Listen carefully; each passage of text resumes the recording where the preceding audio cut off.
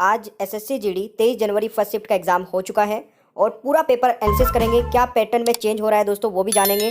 और इस वीडियो में मैं आपको 40% कवर कराने वाला हूं जो फर्स्ट शिफ्ट से हैं, जो अभी तक पूछे गए हैं। सभी क्वेश्चन दोस्तों 100% पूछे गए हैं, तो इससे आपको बहुत ज़्यादा हेल्प होगी। जिनका एग्जाम अभी आगे आने वाले दिनों में है तो पूरी वीडियो को ध्यान से एंड तक देखना। चलिए शुरू करते हैं आज की वीडियो को। पहला क्वेश्चन दोस्तों पूछा गया था कि स्किल इंडिया योजना कब शुरू हुई थी। तो ये योजना हुई थी दोस्तों 15 जुलाई 2015 में। देखिए सबसे इंपॉर्टेंट बात, सेपरेट मैं सभी योजनाएं कवर कराई। अभी जो संभावित पर्सन की वीडियो मैंने अपलोड की थी कल या परसों, उसमें मैंने स्किल इंडिया कवर कराया था, आप देख लेना जाके दोस्तों। इसीलिए बोलता हूं कि जितनी भी वीडियो अपलोड कर रहा हूं ना, किसी भी वीडियो को मिस मत करिए। अभी संभावित पर्सनों की जो मैंने 8-10 वीडियो डाली है ना, उनको देख लेना एक बार। हर एक वीडियो में दोस्तों 40 से 50 क्वेश्चन मैंने कवर कराए हैं। अगर आपने सारी देख ली तो क्या पता उसमें से 5-6 क्वेश्चन आपको मिल जाए। अगला क्वेश्चन है, संवैधानिक उपचारों का अधिकार अनुच्छेद 32 को संविधान की आत्मा किसने कहा है। तो दोस्तों ये भी आपको याद रखना है कि आर्टिकल जो 32 है हमारा, उसको क्या कहा जाता है दोस्तों, संवैधानिक उपचारों का अधिकार। और इसको दोस्तों संविधान की आत्मा किसने कहा था, डॉक्टर BR अम्बेडकर जी ने। और ये बहुत ही ज़्यादा इंपॉर्टेंट क्वेश्चन है, कवर करा रखा हूँ ऑलरेडी। अच्छा, कार्बन का परमाणु संख्या आपसे पूछा गया था दोस्तों, तो 6 हो जाएगा। ये भी क्वेश्चन आज की फर्स्ट शिफ्ट में पूछा गया था। देखिए पेपर में कोई खास बदलाव नहीं दिख रहा है, 1-2 चीज़ें जो रीजनिंग में चेंज देखने को मिली है, कुछ मैथ्स में थोड़ा सा चेंज देखने को मिला है। बाकी जीके का मैं बात करूँ और हिंदी की मैं बात करूँ तो सेम पैटर्न चल रहा है, कोई खास बदलाव नहीं है। ठीक है, आपका एक क्वेश्चन पूछा गया था कि केरल का सबसे ऊंचा जलप्रपात कौन सा है। तो केरल का सबसे ऊंचा जलप्रपात दोस्तों कौन सा हो जाएगा, अथिरापिल्ली झरना, यानी कि राइट आंसर आपका ये हो जाएगा दोस्तों। देखिए उल्टी गंगा बहाना मुहावरा पूछा गया था, तो प्रतिकूल कार्य करना ये आपको याद रखना है। ठीक है, तो मुहावरे ज़्यादातर इसी प्रकार के पूछे जा रहे हैं, मतलब डायरेक्टली आप ऑप्शंस को देख के आंसर लगा लेंगे। ठीक है, एक क्वेश्चन दोस्तों ये पूछा गया था कि दीपा कर्माकर ने किस वर्ष में ओलंपिक में पदक जीता है। तो ये एक क्वेश्चन था जो कि दोस्तों इसका राइट आंसर रहेगा 2018 में इन्होंने जीता था। तो ये क्वेश्चन आपको याद रखना है। एक क्वेश्चन पूछा गया था कि श्वेत क्रांति किससे संबंधित है। तो देखिए डेयरी विकास कार्यक्रम से संबंधित है, मिल्क प्रोडक्शन, ठीक है ना, जितने भी डेयरी प्रोडक्शन है उनसे संबंधित है। व्हाइट रिवॉल्यूशन, अच्छा जो श्वेत क्रांति है यानी कि व्हाइट रिवॉल्यूशन है, इसकी शुरुआत हुई थी 1970 में। ये क्वेश्चन भी पूछा जा सकता है। ठीक है, और इसको जो इसका नेतृत्व जो किया था दोस्तों, वो किया था डॉक्टर वर्गीस कुरियन। ये भी एग्जाम में पूछा जाने वाला क्वेश्चन है और वेरी वेरी इंपॉर्टेंट है। तो आगे की परीक्षाओं में दोस्तों ये क्वेश्चन आ सकता है, जरूर याद रखिएगा। देखिए किरण का पर्यायवाची जो है वो क्या है दोस्तों, किरण का पर्यायवाची है ज्योति, प्रभा, रश्मि। ये आपको याद रखना है। एक क्वेश्चन पूछा गया था, जिसे जीता ना जा सके उसके लिए एक शब्द। तो उसके लिए एक शब्द हो जाएगा दोस्तों अजय। ये आपको याद रखना है। एक क्वेश्चन था दोस्तों, बिरजू महाराज का संबंध किस नृत्य से है। देखिए नृत्य और कलाकार मैंने 4-5 दिन पहले वीडियो अपलोड की थी और उस वीडियो में मैंने सब कुछ कवर करा रखा है। ये बिरजू महाराज वाला क्वेश्चन भी उसमें कवर करा रखा है। कुल ही 10 मिनट की वो वीडियो थी और मैंने बहुत चिल्ला चिल्ला के बोला था कि वीडियो को देख के जाना, वीडियो को देख के जाना, इसमें से क्वेश्चन फंसेंगे। जो देख के गए होंगे अब उनको एक क्वेश्चन मिल गया होगा दोस्तों। कथक इस क्वेश्चन का राइट आंसर हो जाएगा। कोई टॉपिक मैंने छोड़ा नहीं है दोस्तों। अभी 4-5 दिन की जो छुट्टी रही ना, इसमें हर टॉपिक पर मैंने वीडियो बनाई है। दिन में 4-4, 5-5 वीडियो अपलोड की है। अगर आप लोग मेहनती हैं और देखना चाहते हैं, अभी भी आपके पास समय है, तो डिस्क्रिप्शन बॉक्स में प्लेलिस्ट का लिंक दे देता हूं, वहां से जाके देख लेना। टॉप 20 टॉपिक्स जो है हमारे उनको पढ़ लेना दोस्तों, सब कुछ कवर हो जाएगा। चिंता करने वाली बात कुछ भी नहीं है। कुचिपुड़ी की नृत्यंगना के गुरु कौन थे दोस्तों, कुछ इस प्रकार से क्वेश्चन पूछा गया था। शायद तो यहाँ पर ये पूरा क्वेश्चन नहीं मिल पाया है, बट ये भी एक क्वेश्चन पूछा गया था। एक क्वेश्चन था कि बेंगलुरु में भारत गौरव काशी दर्शन ट्रेन को हरी झंडी दिखाकर किसने रवाना किया। तो नरेंद्र मोदी जी ने। एक बच्चे ने तो दोस्तों कुछ इस प्रकार का ट्रेन वाला क्वेश्चन बताया था और एक और दोस्तों क्वेश्चन पूछा गया था। मुझे लगता है इन दोनों में से एक ही आया होगा। ठीक है, मैं 100% तो नहीं बोलूंगा क्योंकि एग्जाम से दोस्तों बच्चे क्वेश्चन बताते हैं। तो एक बच्चे ने ये बताया और एक ने जो मैं आगे बताऊंगा भी वो बताया था। पंचवर्षीय योजना से संबंधित एक प्रश्न था जो बच्चा नहीं बता पाया है। कमल का पर्यायवाची दोस्तों आज फिर पूछ लिया गया, अंबुज हो जाएगा। ये क्वेश्चन भी आपके एग्जाम में पूछा गया था।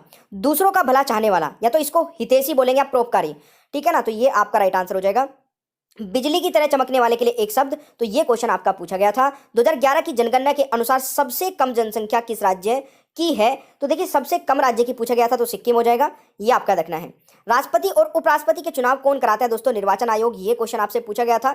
2011 की जनगणना के अनुसार दूसरा सबसे कम आबादी वाला राज्य, देखिए इसमें से भी शायद ये पूछा गया होगा या फिर सबसे कम वाला, तो मैं दोनों ही बता देता हूँ। सबसे कम आबादी वाला राज्य कौन सा दोस्तों, सिक्किम हो जाएगा। और दूसरा सबसे कम आबादी वाला पूछा जाए तो वो मिजोरम हो जाएगा। तो दोनों ही याद रखने हैं। फीफा का मुख्यालय पूछ लिया गया तो जूरिक स्विट्जरलैंड हो जाएगा। ये भी आपको याद रखना है। और इसकी पीडीएफ आपको टेलीग्राम पर मिल जाएगी। Only top study Telegram search कर लेना जाके, वहां पर अभी तक की सारी पीडीएफ आपको मिल जाएगी, सभी पेपर एनालिसिस की। और जो भी इंपॉर्टेंट पीडीएफ होती है जो फ्री में मैं आपको देता हूँ, पेड पीडीएफ से अलग वाली जो पीडीएफ है वो वहां पे आपको मिल जाती है। किस पंचवर्षीय योजना में उद्योग को बढ़ावा दिया गया था? और यहाँ पर राइट आंसर रहेगा द्वितीय पंचवर्षीय योजना में। एक्चुअल में यहाँ पे ये वाला जो क्वेश्चन होगा ना वो ये होगा कि किस पंचवर्षीय योजना में भारी उद्योग को बढ़ावा दिया गया था? तो द्वितीय पंचवर्षीय योजना में दोस्तों 1956 से 1961 तक ये योजना चली थी। ठीक है, ये पंचवर्षीय योजना चली थी। अच्छा, ये क्वेश्चन था कि बेंगलुरु में टेक समिट 2022 का उद्घाटन किसने किया था? तो नरेंद्र मोदी जी ने किया था। दोस्तों ये क्वेश्चन हो सकता है कि आपके एग्जाम में पूछा गया, या तो ये था या फिर मैंने आपको बताया ना कि इनमें से कोई एक होगा, दोनों तो शायद नहीं पूछे गए होंगे, या फिर ये वाला होगा। अब बताइएगा जिनका एग्जाम था कि इन दोनों में से कौन सा क्वेश्चन आज पूछा गया था। चलिए, एक क्वेश्चन था दोस्तों, विधवा पुनर्विवाह की स्थापना किसके द्वारा की गई? तो ईश्वर चंद्र विद्यासागर द्वारा, ये आपका याद रखना है। लोकसभा के स्पीकर कौन है दोस्तों वर्तमान में? तो ओम बिरला इस क्वेश्चन का राइट आंसर हो जाएगा। देखिए, जैसे जैसे एग्जाम होता जा रहा है ना, कंप्लीट होता जा रहा है मतलब, तो वैसे वैसे क्वेश्चंस कम मिलने हो गए स्टार्ट, क्योंकि बहुत सारे बच्चे अब क्वेश्चन बताते नहीं है, बड़ी मुश्किल से आज क्वेश्चन मिल पाए हैं। तो मैं दोस्तों अब मैं आपको ना 3 क्वेश्चन कवर कराता हूं जो हमेशा पूछे गए हैं अभी तक की जितने भी शिफ्ट हुए और आगे भी पूछे जाएंगे। इन पे आधारित दोस्तों क्वेश्चन आएगा तो आप इजीली कर लेंगे। एक बार क्वेश्चन पढ़ते हैं। 2 ट्रेन 2 स्टेशनों से एक ही समय में शुरू होती है, यानी कि मान लीजिए ये ए स्टेशन है, ये बी स्टेशन है, एक ट्रेन इधर से चलना शुरू होती है, एक इधर से चलना शुरू होती है एक ही समय में। अब क्रमशः इनमें एक की जो स्पीड है वो 15 किलोमीटर प्रति घंटा की स्पीड है और एक है 20 किलोमीटर प्रति घंटा की गति से एक दूसरे की तरफ बढ़ती है। जब दोनों ट्रेन मिलती है दोस्तों, पहले लिख लेता हूं, एक 20 किलोमीटर प्रति घंटा, एक 15 किलोमीटर प्रति घंटा की स्पीड से चल रही है, तो यहां पर दोस्तों क्या लिखा है, एक दूसरे की तरफ बढ़ती है। जब दोनों ट्रेन मिलती है तो यह पाया जाता है कि एक ट्रेन दूसरे की तुलना में 50 किलोमीटर अधिक यात्रा करती है। तो 2 स्टेशन के बीच की दूरी ज्ञात करें। मेरे प्यारे दोस्तों, आप बताइए इनमें से कौन सी ट्रेन जो 50 किलोमीटर चली होगी अधिक, वो कौन सी चली होगी? क्योंकि ये चली है दोस्तों 20 किलोमीटर प्रति घंटा, तो यही चली होगी। तो इन दोनों के बीच का अंतर कितना है? 5 किलोमीटर ये प्रत्येक घंटे में दोस्तों एक्स्ट्रा चली होगी। मानते हैं आप लोग इस बात को? देखिए, ये 5 किलोमीटर हर एक घंटे में एक्स्ट्रा चलेगी, तो 50 किलोमीटर चलने में कितने घंटे लग जाएंगे इसको? तो 50 को डिवाइड कर दूंगा मैं 5 से, यानी कि इसने लिए हैं दोस्तों 10 घंटे ये ट्रेन चली होंगी। ठीक है, ये 10 घंटे चली होंगी दोस्तों, तो इसका मतलब अब मैं आराम से निकाल सकता हूं दोस्तों। देखिए, इसने कितनी डिस्टेंस कवर की होगी? 10 गुना 15 कर देंगे 150 किलोमीटर। इसने कितनी डिस्टेंस कवर की होगी? 10 गुना 20 कर देंगे तो 200 किलोमीटर।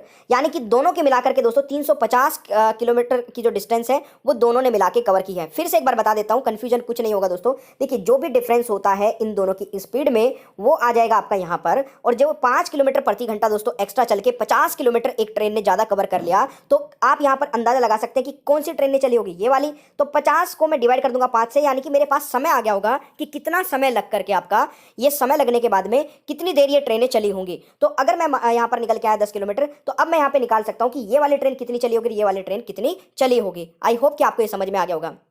ठीक है, अगर किसी को कोई डाउट रहता है तो मुझे कमेंट बॉक्स में बता दिया करें। एक क्वेश्चन दोस्तों ये पूछा गया था कि एक वस्तु एक अंकित मूल्य 500 रुपए है और उसी पर 10% की छूट देकर भी 20% लाभ कमाता है, वस्तु कितने में खरीदी होगी, यानी कि कॉस्ट प्राइस पूछ लिया गया। सिंपल सी बात है, इसमें 2-3 स्टेप आएंगे, उनको देख लेते हैं। देखिए, कोई वस्तु का जो मूल्य है वो 500 रुपए है, इसमें मैं अगर 10 रुपए की छूट दे देता हूं तो ये मेरे पास बच जाएगा क्या दोस्तों, इसमें से माइनस करके एसपी यानी कि सेलिंग प्राइस बच जाएगा 450। ध्यान से समझना, 450 मेरे पास दोस्तों अभी क्या है, सेलिंग प्राइस जिसमें मैं सेल करता हूं। और ध्यान रखना, इसमें भी मेरा 20% का लाभ इंक्लूड है, जो कि क्वेश्चन बता रहा है कि 20% कमा लेता हूं 10% की छूट देने के बाद में भी। तो मैंने जो डिस्काउंट दिया है दोस्तों उसके बाद भी 450 रुपए में जो मैं सेल करूंगा तो इसमें 20% का इंक्लूड है मेरा क्या, प्राइस, मतलब प्रॉफिट। और 450 को अब मैं डिवाइड करूंगा 100 से नहीं 120 से, क्योंकि 450 में मेरा 20% प्रॉफिट भी है ना, तो 100% होता है हमारा कॉस्ट प्राइस। तो दोस्तों यहां पर 120 से मैं इसको भाग कर दूंगा और गुणा करूंगा 100 से गुणा क्यों करूंगा, क्योंकि मेरे को चाहिए कॉस्ट प्राइस, और कॉस्ट प्राइस दोस्तों हमारा हमेशा 100% होता है। तो अब इसको अब जब मैं यहाँ पर दोस्तों सोल्व करूंगा तो ये आ जाएगा आपका दोस्तों, इधर से काटेंगे ये आ जाएगा 2 से काटेंगे 6 बार, ये 50 बार, फिर इसको एक बार और कट कर देंगे तो ये आपका आ जाएगा 3 से ये कट जाएगा 15 बार।